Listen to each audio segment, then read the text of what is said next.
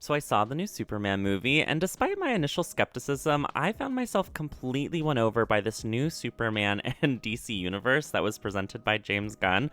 I mean, who would have thought that the Justice Gang wouldn't have been complete cringe? I really didn't have very much faith in them. I think this fan art sums up the movie pretty well. Like, it's so great to see a villain that's so unabashedly evil. And leaving the theater, I couldn't help but be excited for the future of this DCU. I really want to see this Superman interact with Matt Reeves' Batman. I think specifically, I know they're tonally very different, but that was always the appeal for me reading comics growing up. Like, yes, those Bat-Fam comics are very depressing, but it was always so exciting when you got to see these tonally different heroes interact inside a completely different story with each other. And yes, I just want to draw some fun little fan art that I'm going to post online and talk about my spoilery thoughts on the movie.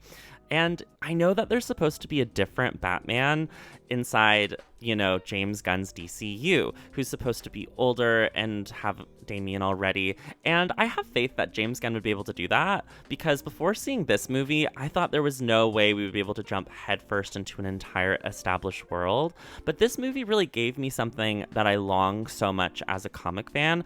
I get a lot of fatigue whenever I'm rereading constantly origin stories again and again and again. I just long for forward progression with these characters. I think that's why the success of like the Webtoons Bat Family comic has been so phenomenal, because the reason for years we've been generating all of this fan content and fan fiction is because we want to see forward momentum of stories, not just like endless action set pieces and just the rehashing or slight tweaking of origin stories again and again and again, because it feels so great seeing a fully realized world.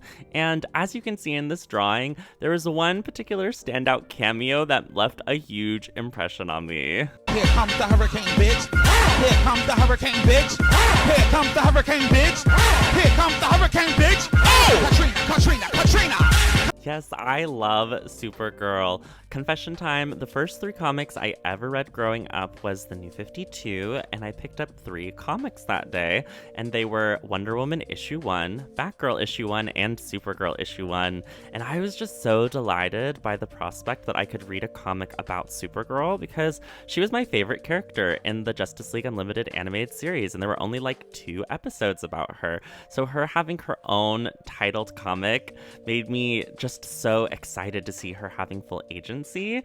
And yes, I am so jazzed for the Supergirl movie that's coming out, and I could totally see this Kara interacting with Matt Reeves' Batman and just getting on his nerves. So I wanted to show her being sillier in this image and really contrasting her youth and age from these 2 male characters. Because I just loved what an emo Bruce Wayne he was and how he was all in his own emotional turmoil. Just the idea of them interacting gives me personally a lot of joy. And I was also surprised by the number of people who were like shocked by this portrayal of Kara. And I know that for a lot of people, they think of her as this very innocent character from like the CW show. And I did watch the CW show because I am a Supergirl fan. But one of my biggest critiques with that show was how Kara was literally a Clark Kent clone. Like, why was she suddenly a journalist and working for Cat Grant? And her romance with Jimmy Olsen, I just was like, this isn't the Kara that I grew up reading and knowing and loving. Like, she always did have this edgier side of her that people I think forget about, because I don't know, it just seems like kind of cliche and lazy to, give her glasses and make her basically Clark Kent but a woman. I just didn't think that's very interesting. And I'm really excited that we get to have a Kara that stands alone as her own person, and we get to really see the differences between her age and how she views the world and her relationship with Clark, which seems to already be a little stressed because Clark is like, I had to watch your crazy dog while you were off on, partying while I'm saving the world. So like looking at her as someone who needs to learn responsibility, but also having this empathy because, she remembers the home world, which was not a very great place. For example, her father literally experimented on her, and she was part of this like line of test subjects known known as world killers, where her father was essentially engineering genetically modified species to act as these superhuman, world-destroying army soldiers so that the Kryptonians could colonize other planets. Very big, scary energy. And he experimented and implemented this world-killing technology on his own daughter. So she has to grapple with, like, being built literally to destroy and to conquer. And the reason I want to see this emotional turmoil explored is because in the comics, when it came to a close and there was this really great moment between Supergirl and Reign, who's like the leader of the other world killers, she lets Supergirl know, oh, there was a fifth empty tube of the experimented. That leaves us to wonder who the fifth person was. And not only is it heavily implied that Supergirl was this test subject, she also is like literally confirmed to be the fifth person in this tube. So this is really great because that leaves the readers this moment to think, oh, the next story arc with Kara is going to be so interesting. We get to see this in-depth character exploring what it means to be one experimented on by your own father, being implemented with like this invasive technology to your body you didn't consent to, and literally being built as a weapon to kill and conquer worlds as your purpose. These are themes that are very in line with Superman and deserve being, you know, thought about and speculated in the comics. But what did we get? We got a run where suddenly Supergirl is a Red Lantern, and I don't mind that because we have her interacting with Guy Gardner, who I didn't think I would like in this movie, but I ended up liking. But also because this horrible editor or new writer didn't bother to like have reading comprehension at the old comic and somehow only took away that there was an empty tube and was like, here is some generic bad guy who is so poorly designed. We had to let you know he was evil by giving him horns and spikes. And he's like, I'm the #1 world killer. I was in that fifth test tube and I was the first one. And now you have to fight me. I'm your new big bad. And it's like, no, you're fucking not. Kara is the person in that test tube. We literally saw it in her comic. And also the big bad is supposed to be her internal struggle with herself and her identity, which is such a quintessential teenager and girl experience. It's crazy that we had that thrown away for a generic alien fight. Sorry for me getting mad about a decades-old comic, but I am angry about what I was denied. And yes, I know this comic is based off of Woman of Tomorrow, which is a different run, and there might not be any reference to her being a world killer at all, but I'm really just hoping and putting out into the ether that this part of her like legacy is intact because it's so in line and doesn't conflict with anything inside that 8-part miniseries that came out, which is also very good, and I suggest that you read. But anyway, back to my thoughts on the movie at large.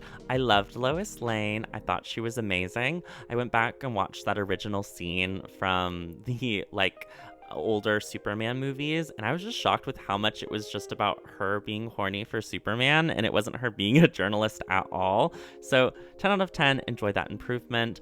I really did enjoy almost every aspect of this film, but I've only seen it once, so I didn't really like look at it with a critical lens. I was just too busy fanboying out about it actually being good and funny. I'm sure if I rewatch it, I'll notice some things that are maybe like don't hold up or are problematic. I've seen a couple of people talk about how the representation of women in the film aren't their favorite, especially with Eve Tessmacher, and how the abuse between her and Lex should have been taken a little more seriously and a little less for comedic effects, and I can totally see that. If you've seen the movie and you have thoughts or opinions, let me know down below. I really love how I drew Crypto. I'm so glad that he was in this movie. He added such a wonderful depth, especially the plot twist that he was Kara's dog the whole time. So there's just this added layer of like, not only is Superman looking for his dog, he's also, you know, that's his cousin's dog that he's dog sitting. He can't have that dog going missing and Kara having a temper tantrum. That would not end well. Plus, he's just an innocent dog, so I just found all of it very compelling and just truthful to the feeling of DC. Leaving the theater, it made me really understand how much we were settling for the Snyderverse. Not to come at the Snyderverse fans, please don't harass me in the comments, but In all honesty, getting to see the most Lex Luthor-y Lex Luthor, who is so evil and vile, it just made me remember leaving Batman v Superman thinking, what an interesting take on Lex Luthor. And it was sort of fun to talk about for 5 minutes about the intellectual take and reimagining of the character, but it has nothing in comparison to getting to see a wicked, evil Lex Luthor being bad and throwing a coffee mug on the ground multiple times just to be a jerk. So yes, I'm all for this sort of brighter, hopeful, more comics accurate and spiritual version of the DCU going forward. And this is the finished illustration. Thank you for sticking around this long if you want to support the channel so you can keep hearing my talks and thoughts about, different properties that I find interesting and art that I make. Like and subscribe, and if you really want to support the channel, go to my link below to my Patreon, where for just $4 a month, you can have your name in the end credits. And speaking of end credits, here they are now. Special thanks to Anna Sophia Boyd, Axelius the Great, Bodhi, Blue Uwu, Bobby, Beck, Cake Daniel, K. Clark, Christopher, Dabdudu, Aaron Martin, Dax Quinn, Emma Wee, Gay Jarris, J. Johar, JD Boy 2000, Johan, Elizabeth, Hudis, Laka2, Geek Girls Rule, Kitsune Chibiko, Lucky Paradox, Melon, Mild Mothman, Mistake, Native Runner, Orion Amastasia, Pinecone, Potion, Cellador, Rin, Scorching Ray, Sir Camelot, Small Sax Jammer, Shenanigans, Tad the Turtle, Tarthliner, The Real Michael, Thumper Daytime, Tony, Tortilla Chips Tuesdays Anyways, Tuncher Katie Bean, and Tuppence Pies. Thank you so much for watching. My name is Nathan, and I'll upload a new video real soon. Bye!